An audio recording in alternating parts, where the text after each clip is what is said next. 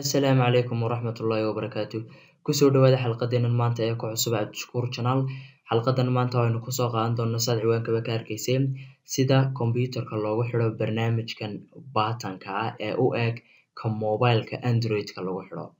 Waa barnaamijka yar ee la jiijiido ee aad aragteen ee mobilada Android-ka ku jira sida kombiyuutarka loogu xidho oo kale si aad u ilaaliso kombiyuutarkaaga in marka aad ka kacdo uu qofi kuu weydaarto oo uu eego faylashaadii aad isticmaalaysay. Dabcan waa hab fiican oo security-ga u wanaagsan kombiyuutarkaaga. Marka ugu horeysa linkigan aan kuu dhigay videoga hoostiisa ayaad tegaysaa. Linkigan oo kugu soo bixi doona qaabkan oo kale. Waxaad ku dhufanaysaa download now barta ay ku qorantay si uu kuu geeyo page-kan kale. Kadibna Softpedia secure download baad ku dhufanaysaa.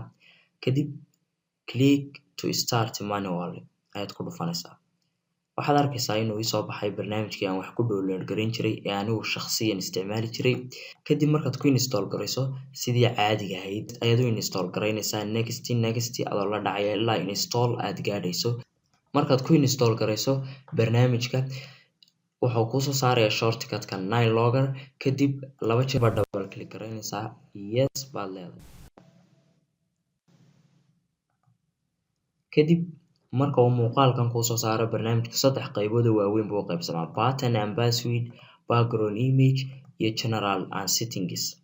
Pattern and password waa bartan passwordka kaga xidhayno. Background-na waa barta muuqaalka ka dambeeya pattern-ka oo waxaad ka dhigi kartaa image-yadan barnaamijka la socda sida kaas oo kale open ama waxaad ka dhigi kartaa color-ka doontaa. Tusaale ahaan aan yiraahdo akhtarkaasba. Laakiin waxa ku qurux badan image-kayga aan ku celiyo image-kaasaan tusaale ahaan ka dhiga. General and settings hal qodob baa muhiim ah. Halkaa qodob waa inaad bartaas saxa saarto load Nine-logger on Windows startup oo micnaheedu yahay marka Windows-ka la shido ha la soo kaco barnaamijkan. Halkan sideedaa kaga tag tiradan micnaheedu waxa weeye imise jeer buu qofku isku dayi karaa waa 3 jeer. Sideedaasaan jeclay inaad kaga tagto iyada. Qaybtan kale send me alert haddii aad doonto ayaad isticmaali kartaa. Waa markaad rabto in qofku markuu si qaldan password qaldan uu geliyo in email-kaaga fariin lagugu soo diro lagu leeyahay qof baa isku dayay ayaad halkaas saxa saaraysaa. Anigu ma rabo inaan ikhtiyaarkan isticmaalo. Pattern and password aan ku noqono. Password baan tusaale ahaan dooranayaa ha noqdo m.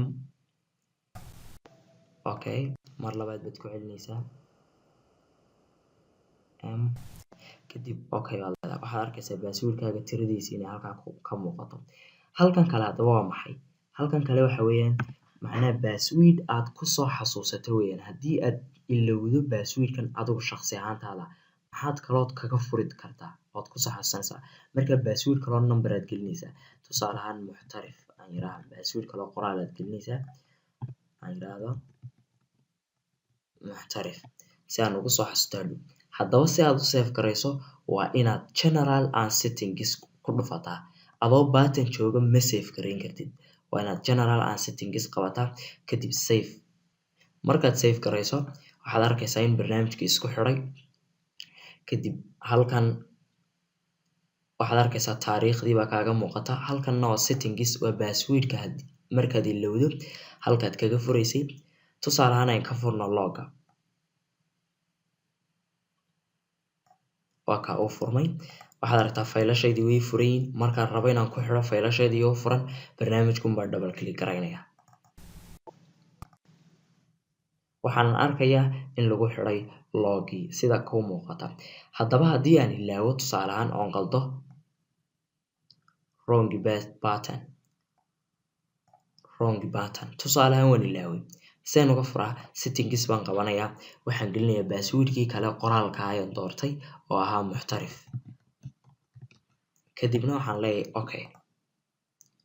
Markuu ii soo furmo waxaan leeyahay reset password. Password-kan soo celi iga masax. Kii hore pattern-kii m-taha iga masax aan ilaaway. Kadibna okay. Waxaad arkaysaa in la masaxay password-kii laakiin kan kale wuu iska yaalaa. xalqadeennii maanta intaas ayay ku egtahay. Waxaan filayaa inaad ka faa'iidaysatay xalqadda maanta. Fadlan iga caawi inaad like garayso isla markaana aad u share garayso asxaabta kale si ay u faa'iido u gaadho Soomaalida oo dhan. markasta waxaad naga soo booqan kartaa bloggeena muxtarif.blogspot.com si aad uga daba tagto casharadii hore kaa tegay. Sidoo kale waxaan kugu dhiirigelinayaa inaad soo like garayso pageka facebookayga aan ku leenahay adoo kasoo like garaynay www.facebook.com/muxtarif. sidoo kale waxaad soo booqan kartaa haddii aad rabto pagekayga kale aan ku leenahay twitterka adoo ka booqanaya www.twitter.com/muxtarif. intay ku kulmi doono darsi dambe, assalaamu calaykum waraxmatullaahi wabarakaatuh.